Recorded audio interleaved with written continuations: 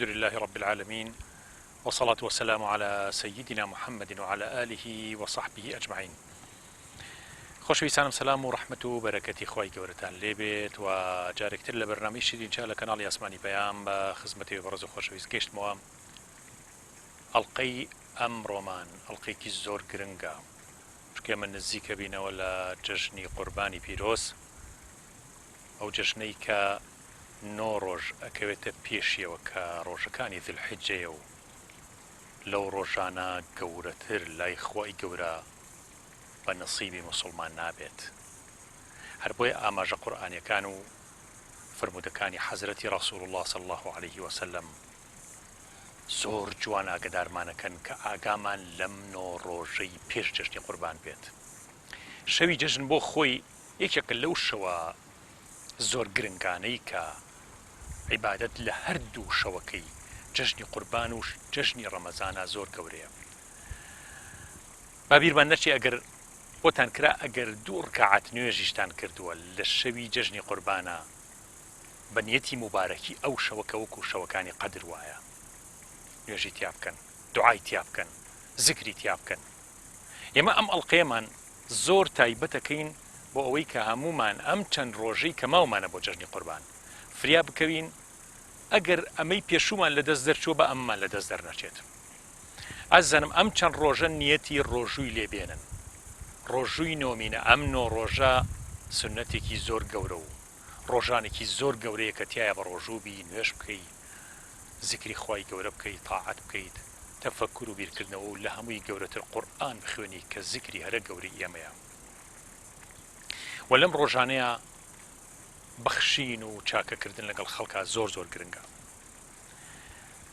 با بۆ ئەم فرسەتە زۆر گرنگانە بگەڕین لە ژیانمانە. شەوەکانی قەدر کە 10 شەوە زۆر زۆر گەورەیە، 9 ڕۆژەکەی نۆمینە زۆر زۆر گەورەیە. ئازانم ڕۆژانێک کە خوای گەورە بە پیرۆزی داناوە، ڕۆژانی جەژن زۆر گەورەیە، عیبادەت و زیکر و لا ئیلاهە ئیلا الله و تەسبیحاتێک کە تایبەتە بۆ ڕۆژە. لەبەرەوە ئێمە چی بکەین لەم ڕۆژە مبارەکانەیە هەتاوەکو باشترین دەستکەوت کۆکەینەوە بۆ ڕۆژی قیامەتمان. ئەزان یەکێک لە سەحابەکان ناوی مخەیرقە. مخەیرق چەند سەعاتێکی کەم ژیانی موسڵمانێتیە باتە سەر و شەهید دەبێت. لە یەکێک لە غەزاکانە کە غەزوەی خەیبەرە شوانە بێت، یەتە خزمەتی پێغەمبەر صلی الله عليه وسلم. ئەفەرمێ یا ڕەسوول الله صلی الله عليه وسلم، من هاتووم ئیمانم بە تۆ هەیە، باوەڕم بە پێغەمبەرایەتی تۆ هەیە، هاتووم مسلمان بم. پێغەمبەر صلی الله عليه وسلم ئەفەرمێت تۆ شوانی ئەم ڕووماڵاتی ئەهلی خەیبەری، ئەو خەیبەری کە ئەمانە چن جەنگیان لەگەڵاکەن، ئەو جوولەکانەی کە مؤامرە و دوژمنایەتی پێغەمبەریان کردو صلی الله عليه وسلم. پێغەمبەر صلی الله عليه وسلم بە سوپایەکەوە هاتوتە سەریان، هاتوتە نزیکی قەڵاکانی خەیبەر، بەڵام ئەم شوانە مەڕووماڵاتەکەی هێناوەتە دەرەوە. پێغەمبەر صلی الله عليه وسلم نافەرمێ خۆم بۆ سەرەوە نەشین با مەڕووماڵاتەکەی تاڵانکەین بۆ خۆمان، نەخێر. ئەفەرمێت مەڕووماڵاتەکە نزیکی قەڵاکانی خەیبەر بکەرەوە، با بڕۆن و خۆش وەرە بۆ ناو ئێمە و مسڵمان ببە. بەو جۆرە ئاکات. هەل لەو ڕۆژەیە کە مسڵمانە بێت، ڕەنگە هێشتا نوێژێکی نەکرد بێت، بەس شایەتومانی هێناوە، بەس کات زۆر گرنگە. ئازانم زەمن زۆر گرنگە. ئێمە بۆیە باسی ئەم چەند ڕۆژەی ڕۆژەکانی نۆمیناکەین. زۆر زۆر گرنگە کە دەستکەوتی گەورە بۆ قیامەتمان بەدەست بێنین. خوا فرسەتێکە یارەتی بە ئێمە، فرسەتێکە خستوێتە بەردەمی ئێمە تا تەوبەی تیا بکەین، ئیستیغفاری زۆری تیا بکەین، سوپاس و ستایشی نیعمەتە گەورەکانی خوای گەوری تیا بکەین. مەخاریق ئەم سەحابەیە ڕەزا و ڕەحمەتی خوای لەبێ چەند سەعاتێک کە مسڵمان بووە، ڕەنگە نوێژی نێوڕۆیشی فریان نەکەوتوێ بکە، زیک بوونەوە لە قەڵاکان و شەڕدەستی پێ کرد. تیرێک هات و بەر مەخاریق کەوت و شەهیدی کرد. پێغەمبەر صلی الله عليه وسلم کە چوە سەر جەنازەکەی و سەیری کرد، لە ناو ناز و نیعمەتەکانی بەهەشتا بینی. هەر بەوەنەی چەند سەعاتێک مسڵمان بووە، کەواتە کات گرنگە ئێمە دەستکەوتی گەورەی تیا کۆ بکەینەوە. بۆیە ئەم چەند ڕۆژەی ماوە بە کەمی مەزانن. ئەگەر کەسێ تا ئێستا تەوبەی نەکردووە هەر غافڵە و بێ ئاگایە لە خوا بێ ئاگایە لە خۆشترین نیعمەتی خوا کە عیبادەتێتی بە چێشترین نیعمەتی خوا کە زیکر و قورئان خوێندن و یادی خوای گەورەیە هیچ شتێک لەو چێژانی کە مرۆڤ بە دوایە گەڕێ ئەگەر بە حەقیقەت بچوونایەتە ناوکرۆکی ئەم زیکر و تاعەتانە و ئەم عیبادەتانە وەخوای گەورە تەوفیقی بناردایە لە سەروی هەموویەوە ئەوە هیچ چێژ و لەزەتێکی دنیایان بەرامبەر نەئەکرد مقارنە نەئەکرد لەگەڵ ئەو چێژ و لەزەتە معنەویە قوڵەی کە ئینسان دەستیەکەوێت لە سوبحان اللهەکە لە لا ئیلاهە ئیلا اللهەکە هەر بۆیە یەکێک لە خواناسان ئەفەرمێ بمزانایە خوای گەورە یەک ئەستەغفر اللهی لێوەرگرتوم لەم کراسەی بەری خۆمە چوومە دەرەوە لە خۆشیانە هەر بۆیە پێغەمبەر صلی الله عليه وسلم فەرمووی عمل قليلا وأجر كثيرا عملێکی کەمی کرد شایەتومانێکی هێنا کردارێکی کەمی کرد بەڵام پاداشتێکی زۆر گەورەی دەستکەوت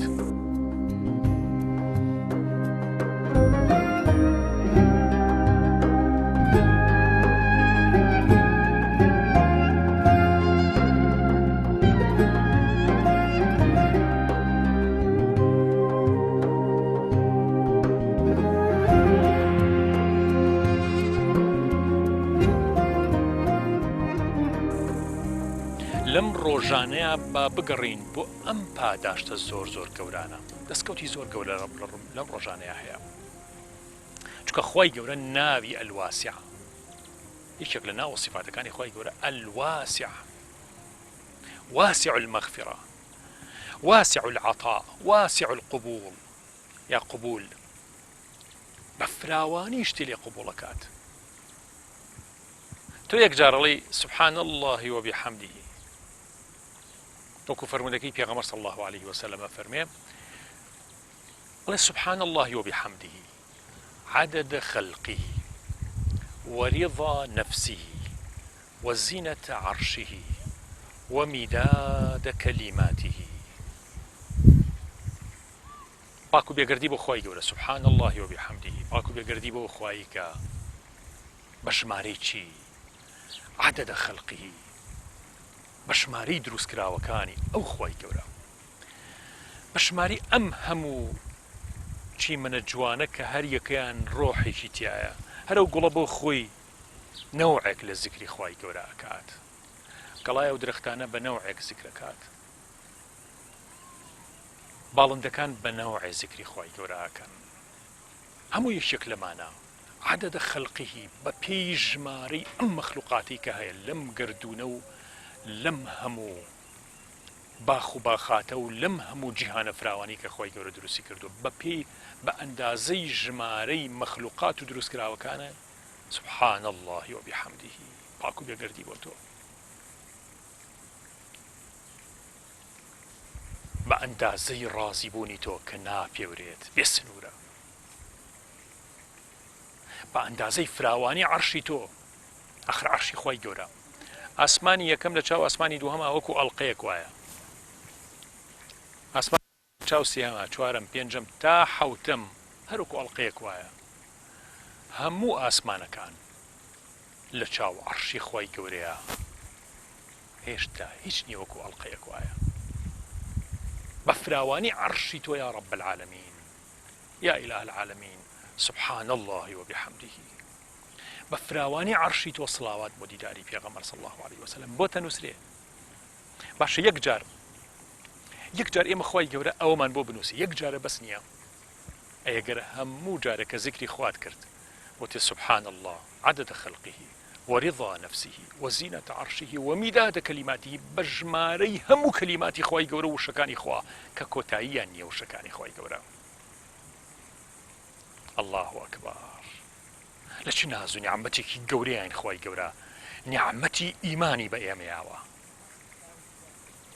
بەڕاستی گەورەترین ناز و نیعمەت کە خوا بە ئێمە یاوە نیعمەتی ئیمانە ئەوەنەی ژیانی پێیاوین خەڵقی کردوین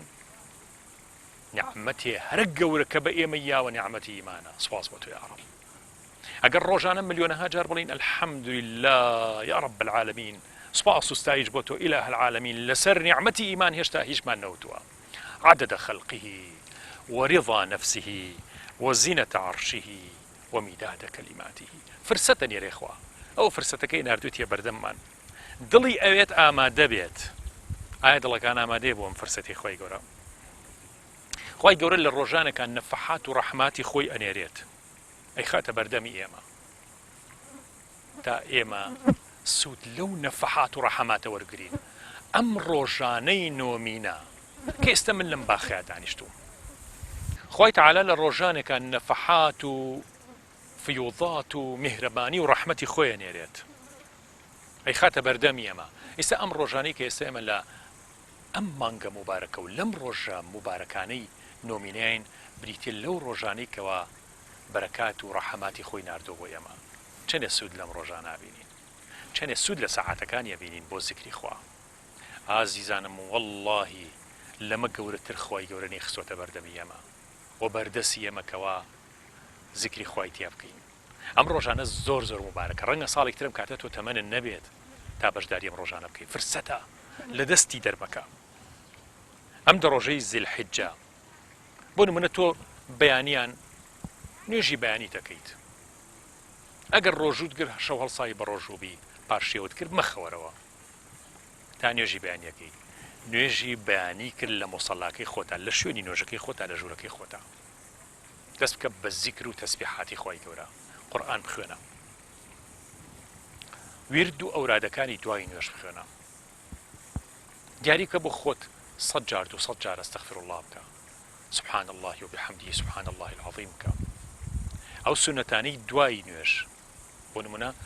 سبحان الله 33 جار بکە الحمدلله 33 جار بکە الله أكبر 33 جار بکە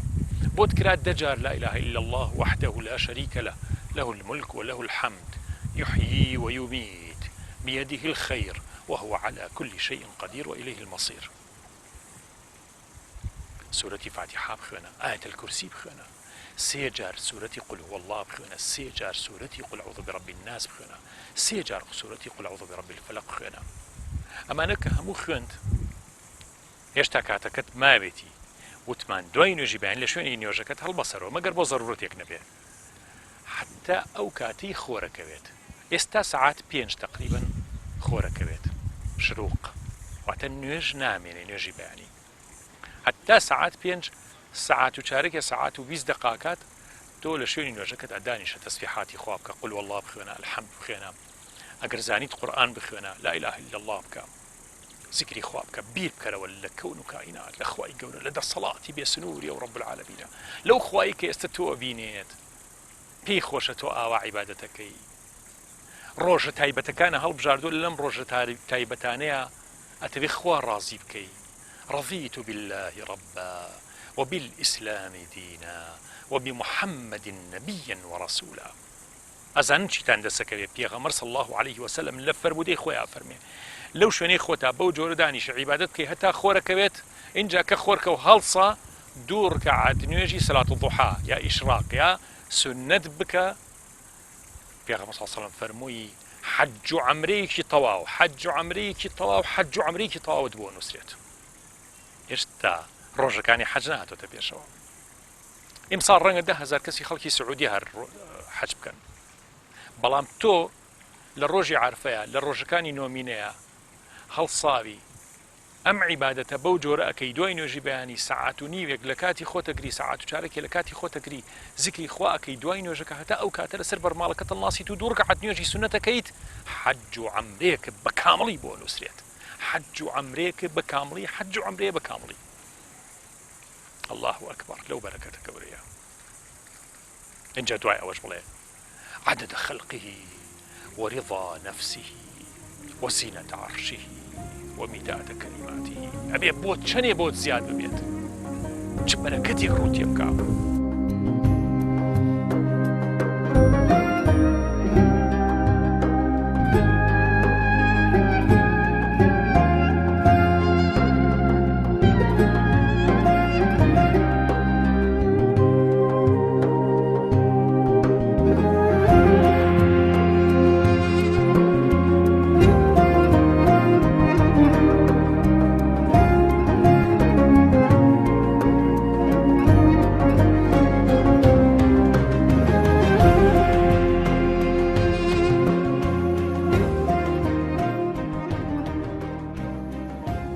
حەزرەتی ڕەسوڵ الله صلی الله عليه وسلم ئەفەرمێ زۆرترین ڕۆژێک کە خوای گەورە لە عەبدەکانی خۆی خۆشە بێ بەپی فەرمودەی پێغەمبەری خوا صلی الله عليه وسلم لە ڕۆژی عەرەفەیە خۆتان بخەنە بەردەم ڕۆژی عەرەفەتە خوا لێتان خۆش بێت مەرجنیە هەر لە کێوی عەرەفەیە بیت چونکە 10,000 کەسی مساڵ حەجەکات بەڵام لە ماڵی خۆتا لە بازاڕەکەتا لەو شوێنەیە ڕۆژی عەرەفە دەستکەوتی گەورەیە بەردەوام دوعا بکەن بپارێنەوە دوعای گەورە بکەن ئازانم دوعای عاقبەت خێری بکەن دوعای ڕزگاربوون لە مەینەتیەکانی دنیا و قیامەت ربنا آتنا في الدنيا حسنة وفي الآخرة حسنة وقنا عذاب النار خوا گەرێمە نەفسمان مەشغوڵ نەکەین بە ئیشی خێرەوە نەفس مەشغوڵمانەکە بە ئیشی شەڕ و خراپەوە واتە نەفس دائما بە دوای شتا ئەگەڕێ لەبەرەوە تۆ مێڵە بە دوای نەفسی ئەممارە بیسوءەوە مەبە هەوڵ بە بگەیتە نەفسی مطمئنە با لە ڕۆژی عەرەفەیە نزیکی پێغەمبەر بین صلی الله عليه وسلم بزانی پێغەمبەر صلی چی کردو ئێمە شەوە بکەین چ خێر و خێرات و چ زیکرێکی کردو ئەوەش بکەین مەشغوڵ بە تاعەتی خوای گەورەوە ئەزانی یەک لە زانایانی ئیسلام کە مامۆستا سەعیدی کوردیە یاخو سەعیدی نورسیە قوتابیەکانی وا پەروەردەکرد بوو لە ڕۆژی عەرەفەیە ئێستش هەروەهاکەن وەک ئەخلاقێکی زۆر جوانەوە یەکێکە لە شتە زۆر باشەکان ئێمە جێبەجێ بکەین وەکو پرۆژەیەک وایە ئێمە جێبەجێ بکەین ئەم زانایە زانایەکی کوردە زانایەکی موسڵمانی کوردە کە ئێمە کەم تا زۆر کەم ناسی ومانە مامۆستا سەعیدی کوردی ئەڵێ لە ڕۆژی عەرەفەیە 1000 جار سوورەتی ئیخلاص سوورەتی قل هو الله ئەحەد بخوێنن بە تەسبیح تاقیبکەنەوە 2 سەعاتان پێچێت 2 سەعات لە کاتی ئەو ڕۆژە بگرە 1000 جار سوورەتی قل هو الله ئەحەد بخوێنە ئەگەر خوای گەورە بۆت بنووسی ئەزانیش دەستکەوتێکە دەستکەوتەوە لەو ڕۆژەیە لە ڕۆژی عەرەفەیە با بیکەین بە پرۆژەی خۆمان بیکەین بەو پرۆژە پڕ دەستکەوتەی ڕۆژی عەرەفەمان ئازانم بیرتان نەچێت ڕۆژی عەرەفە 1000 جار سوورەتی قل هو الله بخوێنن ڕۆژووی خەواس هەیە خەواس الخەواسیش هەیە زۆر تایبەت هەیە ڕۆژی زۆر تایبەت چییە ئەوەیە بە ڕۆژووی لە هەموو شتێک کە تۆ بە ڕۆژی لە نێومینەیە ڕۆژوو بە زمانت چاوت ئەندامەکانی جەسەد دڵت مێڵە مەشغوڵیشتی تر بێت بەردەوام سەرقاڵی کە بە زیکری خوای گەورەوە مێڵە بڕوا بەلای گوناها بەردەوامی بەلای تاعەتا بڕۆ با بۆ نمونە لەو ڕۆژەیە ژمارەیەک دیاری بکەن کە لا إله إلا الله بكي لا إله إلا الله لا إله إلا الله بون من 500 لا إله إلا الله باور رجاء بيت 1000 لا إله إلا الله تبي باورك 1000 لا إله إلا الله أزنم 20 دقة بيجيت صلوات اللهم صل على سيدنا محمد وعلى آل سيدنا محمد عدد خلقك ورضا نفسك وزنة عرشك ومداد كلماتك يا صلواتي سراجي بلين كالصلوات سراجي یەکێک لە دۆستانی خوا فەرمێ هەر کاتی ئەم سڵاواتەدا ئەڵێ من تاقیم کردوتەوە مجەڕەبە ئەوە مشکیلەکانت هەرچیەک بێ خوای گەورە نایگەڵێت اینجا خۆشویستان ئیستیغفار زۆر بکەین ئەستەغفر الله ئەستەغفر الله ئەستەغفر الله ئەستەغفر الله ڕۆژی 1000 جار با ئەستەغفر الله بکەین بەتایبەتی لەم ڕۆژانەیە کە زۆر گەورەیە زۆر گەورەیە دوعا زۆر بکەین وەکو وتمان پێغەمبەر صلی الله عليه وسلم لە فەرمودەیەکا فەرمێ ئایا ئێوە ناتوانن بێتوانان لەوەی کە کارێک هەیە بیکەن زۆر گەورەیە حەسەنەی زۆر گەورەتان دەستەکە بێت و 1000 چاکەتان بۆ نووسرێ 1000 گوناهیشتان لەسەر لا ئەچێت وتیان یا ڕەسوڵ الله صلی الله عليه وسلم ئەو دوعا و زیکرە چییە فەرمووی لە ڕۆژێکا 100 جار بڵێ سبحان الله سبحان الله سبحان الله سبحان الله سبحان الله سبحان الله 100 جار بڵێ سبحان الله بە پێی فەرمودەی پێغەمبەر صلی الله عليه وسلم 1000 گوناه لەسەر لاچێ 1000 چاکیشی بۆ نووسری لە ترازی ئەو ڕۆژەیە ئەگەر وتە سبحان الله عدد خلقك ورضا نفسك وزنة عرشك ومداد كلماتك لە فەرمودەی تری پێغەمبەر صلی الله عليه وسلم فەرمێ سبحان الله وبحمده 100 جار بڵێن ئەفەرمێ ئەگەر گوناهەکانە بەتایبەتی گوناهە بچووکەکانت والله أعلم ڕەنگە گوناهی گەورەش بگرێتەوە گوناهە بچووکەکانە وەکو کەفی دەریاوە بێ خوای گەورە هەموو یەسڕێتەوە سبحان الله وبحمده 100 جار سبحان الله وبحمده سبحان الله وبحمده يا سبحان الله وبحمده سبحان الله العظيم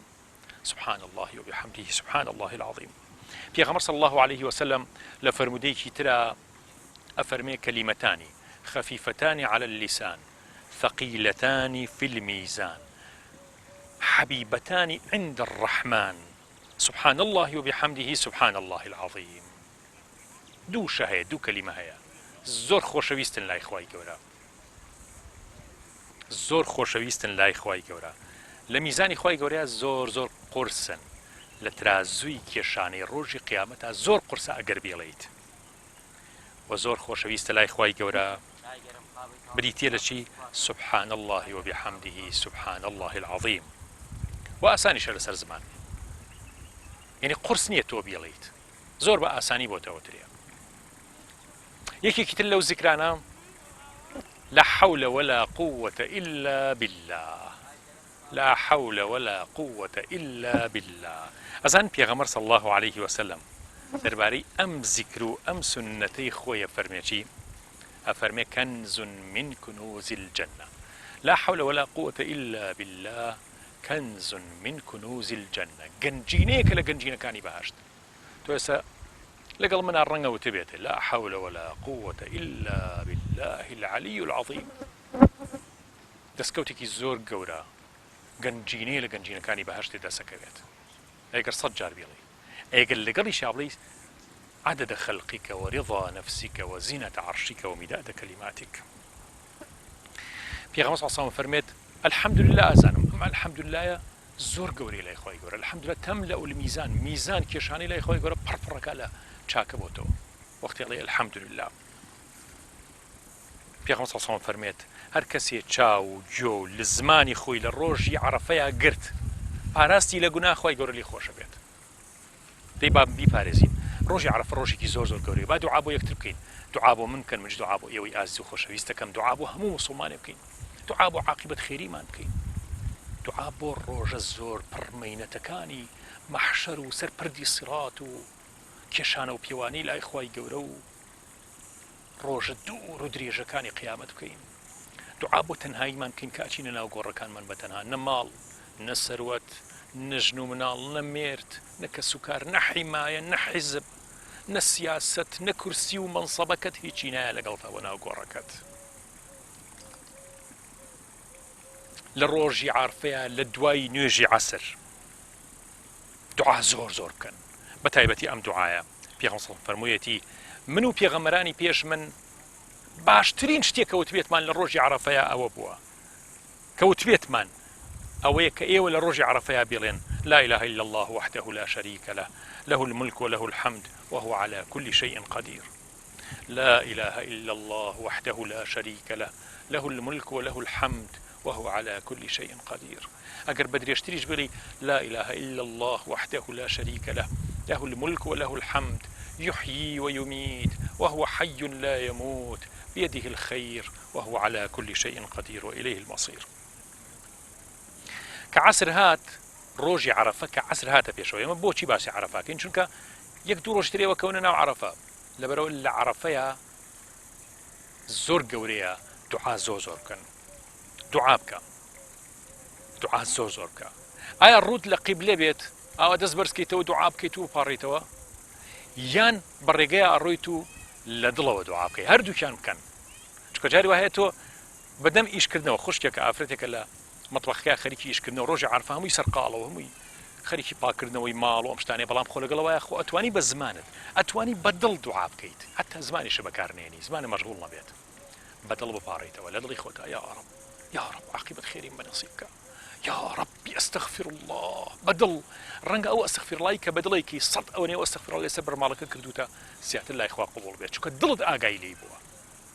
بدل ودياي ذكر كانتان بن لدز درجات فرستي وادس كزناك يا ازانم عرفيت بيشو روحت يا زيندو هشتا كورونا نيكشتوي نخوشي نيكشتوي سرطان نيكشتوي سياره اللي نيابي نمردو لجيا وفاه نكردوا توبه بكو برياري توبەیەکی ڕاستەقینە بە لەم ڕۆژە مبارەکەی عەرەفەیە ڕۆژێکی زۆر زۆر گەورەمان لە بەردەمایە لەبەرەوە لە بازاڕیشە با دڵی مناجات بکات تۆ لەسەر دوکانەکە دانیشتووی دەست بکە بە زیکری خوا لە دڵەوە ئەستەغفر الله ئەستەغفر الله لە دڵ بە دڵ توانی الحمد لله يا ربي لك الحمد لەبەرەوە خۆشەویستان وەسوەسەکانی شەیطان و عەیبە و چۆن من لە بازاڕە زیکر بکەم چۆن تەسبیحێکم بەدەستەوە بێ لا إله إلا الله چۆن من لەم پارکایەسا دەنگ بەرز بکەمەوە لا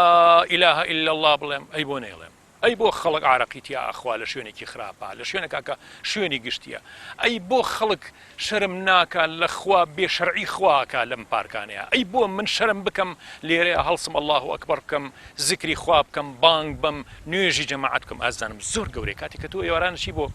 شوێنێک لە پارکێکا کە لەگەڵ ماڵ و مناڵەکەدا لەگەڵ کۆمەڵی ڕەفیقتا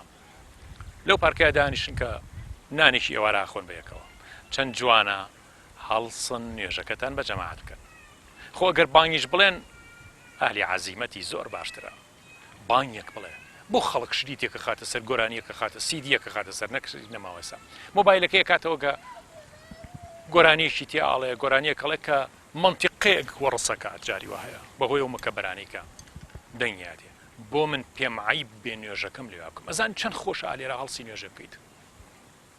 چەند خۆشە لێرە دانیشی حەڵقەیەکی زیکرت هەبێ لا إله إلا الله واستغفر الله و یادی خۆی گەورە بکەیت ئەسانی چەند کەسی غافڵ بە ئاگایە کە تۆ ئەبینێت لا إله إلا الله کە ئەستەغفر الله کەی نوێژەکەی لەوانەیە هەر ئەوە بێتە هۆی تەسیری چەند خۆشە من لێرە دوعا بۆ کچ و کوڕێ بکەم کە لە پارکێکە بەنام بە حرامی بەیەکەوەن لێرە بڵێم خوایە هیدایەتی ئەم دوانە بە یا ڕەب هیدایەتیان بەی لەم شەهوەت و ئارەزوو پەرستی ڕزگاریان کەی لەم هەموو گوناهە ڕزگاریان کەی کە ئەم هەموو کەناڵە فاسیدە لە کوردستانە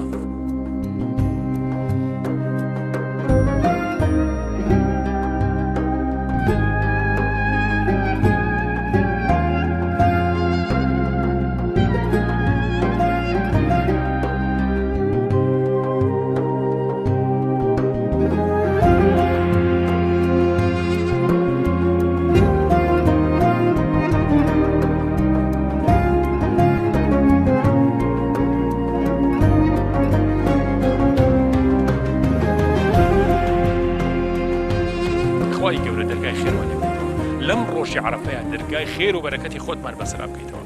وەسوەسەکانی شەیطان دوور بگرن لە خۆتان چونکە وەسوەسەی شەیطان هیچ نییە و بتوان زاڵ بن بەسەریا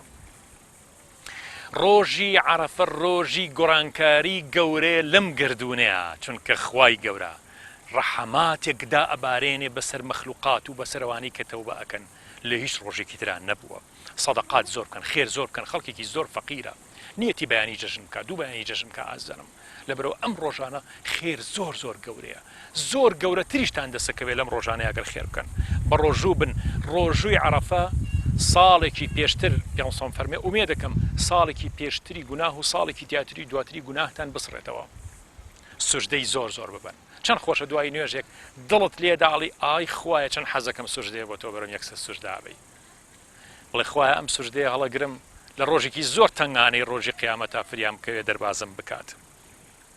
بە دڵ دوعا بکەن حتا ئەگەر زمان لێ بیشتان نەجوڵێن قەیناکە هەر دوعا بکەن عومەری کوڕ عەبدولعەزیزە فەرمێت هیچ هەنگاوێکم نەناوە لە ژیانە ئیلا ئامانجێکم لە پشتیەوە هەبوو چەند جوانە ئێمە ئاوا بە ئامانجەوە ژیانمان بەرینە سەر بە ئامانجەوە دوعا و زیکر و تاعاتە فرسەتە ئازانم ئەم فرسەتەمان لە دەست دەرەچێت ئێمە کۆمەڵەشتمان هەیە کاتی دیاریکراوی هەیە نوێژ کاتی دیاریکراوی هەیە ڕۆژوو کاتی دیاریکراوی هەیە حەج کاتی دیاریکراوی هەیە زەکات کاتێکی هەیە کە تۆ بێت زەکاتەکەی تیابەی بەڵام زیکری خوای گەورە کاتی دیاریکراوی نییە هەموو دقەیە زیکر بۆ تێ بیکەی ئێستا بەعزێ کاتێ تۆ ناتوانانی ئەگەر سەبەبێک نەبێ ناتوانانی نوێژکەی لە بین عەسر و مەغریبا نوێژێک نییە بکرێ ئیلا هۆکارێک نەبێت دەست نوێژە گرت بێ یاخود جەنازەیەک بێت نوێژی جەنازەی تیا بکەیت بەڵام هەموو لەحزە و چرکە ساتێ توانی زیکر بخەی بە ڕۆژ و دەستنوێژە هەبێ دەستنوێژە نەبێت حتا لەش گران بێت توانی زیکری خوای گەورە بکەیت بۆ تەنووسرێت لەبەرەوە ئازانم سڵاوات بن ذكري خواي جورا زور كان اللهم اجعلنا من الذاكرين والذاكرات اللهم اجعلنا من الذاكرين والذاكرات لك يا رب العالمين آناء الليل وأطراف النهار يا رب العالمين بشو بالروج يا ربي خوايا بمان كبو كساني كذكر يادي توكين ولا ذكر يادي تو بجين وبمرين مردن مان للسجدة للذكر يادي تو يا رب العالمين ويا أهل علم اشتكي جواني أنه توتي أنا من لا ورد له لا وارد له هر كسي وردي كي نبي ورد يعني ذكر رجعنا تو خرانا نبي لسروي بينصت استغفر الله بكيت لا اله الا الله بكيت صلوات بي ورد النبي واردات النبي دسكوت النبي كسي كل دكانك اداني شي بويكا دسكوتي كي دسكويت شتي كي دسكوي بو او دانیشتۆ لە دوکانە تاوەکو واریداتێکی هەبێ واریداتی ئێمەش لە شەو ڕۆژەکانە بەهۆی زیکر و نوێژ و عیبادەت و سەدەقە و چاکەکردن و باشەکردن لەگەڵ خەڵکایە ئازەنم أو آيات القرآن فرمي الذين يذكرون الله قياما وقعودا وعلى جنوبهم ويتفكرون في خلق السماوات والأرض ربنا ما خلقت هذا باطلا سبحانك فقنا عذاب النار يعني ببيه وبدانشنو وبالكوتنو بحرشي وذكركي بيكا كراكشي إنجا ذكركاني بالكوتنبكا خوتنبكا أم روجان الروجي ذكرى دواي جشنيش لجشني شهر روجاني ذكرى أزانم إما كومالي كاتمان هيك و يعني كاتي دياري كراو بو ذكر ونمونتو جل بركيت بسم الله الذي لا يضر مع اسمه شيء في الأرض ولا في السماء وهو السميع العليم بسم الله توكلت على الله كجل بركيت أشيبو مسكوت بسم الله والسلام على رسول الله بيت درو بهمان شيء أشيبو شو نكتر أشيبو بازار ذكر كتابته لا إله إلا الله وحده لا شريك له له الملك وله الحمد يحيي ويميت وهو حي لا يموت بيده الخير وهو على كل شيء قدير وإليه المصير أفرمي بيغمبر صلى الله عليه وسلم شوي بو بازار أم ذكرت كرت 1 مليون چاکت بۆ نووسێ هزار چاکە 1 ملیۆن گوناه لەسەر لاچی 1 ملیۆن پلت بەرزە بێتەوە لای خوا لە بازاڕ ئەگەر 100 جار لە بازاڕاوتێ ئەی ئەگەر لەگەڵ وتنیش یا بعض زاروتێ عدد خلقك ورضاء نفسك وزينة عرشك ومداد كلماتك إمام الشافعي فرمي خواه تو رزقي إسلامتي داوم لكاتك من داوم لينا كردويت يا رزقي جيان الداوم لكاتك من داوم نكردو كخوايا بمخر أم دنيا كن نبوم خود بالرحمي خود من هنا وتأم دنيا دي داواي رزقي بهشت اللي أكم بفير بين دعاء بين ها إمام الشافعي شون دعاء كوابارته في خمس صلى فرمي إنسان للدنيا من للدنيا وكو سواريك و كمان وبيا للروشكي قرمي وكو أم مانجي تموز وكوتاي تموزيا أشم بندارك وسيبرك لبندارك يا دانيشم إسراحتي كم بشوية كدم كبشوية كم ما وخلاص مدوي توزي الروم شو كنامين مو يسلم شو من دانش تم برنامجي وساعات دانش ساعات تاخريكي برنامج كابي لنقل كوكارا الدواء خلاص يني ربجي يلي كانت الزور موقتين كليرا دانش توني ما يمينتوا كواتا مسلمان لم دنيا أبي خوي أوابا موقت بزانه كاتي زور كم خوي جوربي داري كدون لدنيا منين ودي با مطاعاتي خوابي بينسر با جنجينا كاني بهشت برينوا با باشترين دسكوت مان دسكيكا رضا من دي خوي جوري إن شاء الله عبد الله كريم مسعود رضا رحمتي خوي بالسر وآتك أفرمي فاذكروني أذكركم أفرمي عجائبني أما ذكري خواب كين عجائب هو فاذكروني أذكركم كذكري من تان كل خواب فرمي من جادية واكم الله أكبر شن بخشن دي وشن قوريا ذكريش دوج ذكره وكوتمان ذكر كمان هي مؤقتة بردوام نییە ستۆ دوای نوێژەکان ذکری دیاریکراوی هەیە جل لەبەرکردن ذکری دیاریکراوی هەیە بەڵام ذکرێکمان هەیە کە بەردەوامە تۆ سەبرەگری لەسەر نەخۆشی لە ذکری بەردەوامای سەبرەگری لەسەر کەسێک کە عەزیەت هەیە لە ذکری بەردەوامای سەبرەگری ئارامەگری بەهۆی ناڕەحەتیە کە هاتۆتە ژیانتەوە لە ذکرێکی بەردەوامای فاعفوا واصفحوا عفو مەغفیرەت و لێبوردن ئازانم ذکری بەردەوامە تۆ لێبوردەی بەرامبەر بە نەزان و بە جاهیلێکە قسەیەکە کات شتێکەڵێت عەفویەکەی لێبوریت ذکری بەردەوام ئازانم بۆیە خۆی گەورە لە حەدیثێکی قودسیە فەرمێت ئەی بەندەکانم لە ڕۆژی قیامەتە بشنە بەهەشتەوە بە ڕەحمەتی خۆم چونکە کەس بە عەمەلی خۆی ناچێتە بەهەشت بە ڕەحمی خوا ئاچین بەڵام بەهۆی کردەوەکانتانەوە لە بەهەشتا دابەشە بن یعنی کردەوەکانتان شوێنەکانتان بۆ دیارەکە کە تۆ لەکوێ ئاویت و ئەویتر لەکوێ ئاوێ خۆی گەورەی ئینشاءالله ئەم ڕۆژانەمان لێ قبوڵ کات و عەفومان کا و لێمان خۆش بێت لە ڕۆژی عەرەفەیە دوعاکانمان لێ وەربگرێت و ئەوانەی بە ڕۆژوو بن خوایە ڕۆژەکانیان لێ قبوڵ بکە و لێمان خۆش بە و هیدایەتمان بە سەربەرزی دنیا و قیامەتمان کە ئەم ئەڵقەیەم زۆر تایبەت کرد حەزم کرد زۆر تایبەت بێ ئازانم چونکە زۆر بە گرنگی وەری بگرن ئەم ڕۆژانە ئەڕوا و ناگەڕێتەوە ئەوانەی ساڵە لەمەوە پێشوفاتیان کردووە ئێستا لە شوێن لە ژیانە نەماون لەبەرەوە ئێمە چەندێک فرسەتە ئەم فرسەتە بقۆزینەوە و ئیستیفادی لێ بکەین و ئەم ڕۆژانەی عەرەفە و ئەم ڕۆژانەی نۆمینە خێر و چاکە بکەین سەدەقە بکەین خەڵکێکەیە کە هیچی نییە لە ماڵەوە یارمەتی خەڵک بن، یارمەتی فەقیر بن، یارمەتی دراوسەکانتان بن کاتێکە هیچیان نییە یاخود کەم دەسن یاخود معاشێکی کەمیان هەیە لەبەرەوە کتۆ دەوڵەمەنی بچوو یارمەتی بە خێرێکی بۆ بکە یارمەتیەکی بە بەڕاستی ئەم ڕۆژان ڕۆژی خێر و خێرات و چاکەکردە بە سەدەقا بە زمانتان بە دڵتان بە نوێژ و عیبادەتتان بە تاعەتتان بە نیەتتان نیەت زۆر گەورەی نیەتەکانی لێبێنن خۆی گەورە هەموو لای مۆفەق و سەرکەوتوو بکە جەژنی هەموو لایەکتان پیرۆز بێت گردنم ئازادکەن ئازیز و خۆشەویستەکانم خۆی گەورە دائیمەن لە خۆشی و لە بەرەکەت و لە ئیسراحەت و لە ڕووفاهێتا بتانژێنێت سەبر بکەن لەسەرەوەی کە ئەم جەژنەشمان هەڕەنگەوەکو جەژنەکەی تر نەتوانین هاتوچۆ سەردان و علاقات و پەیوەندیمان هەبێت لەبەرەوە جەژنێکی پڕ لە سەبرە پڕ لە مەحەبەتە پڕ لە عیبادەتە ئینشاء الله بۆ هەموو لایەکمان خۆی گەورە تەوفیقی مولابە تا بێگەشتنەوەی تر بەخۆی گەورەتان ئەسپێرم سبحان ربك رب العزة عما يصفون وسلام على المرسلين والحمد لله رب العالمين والسلام عليكم ورحمة الله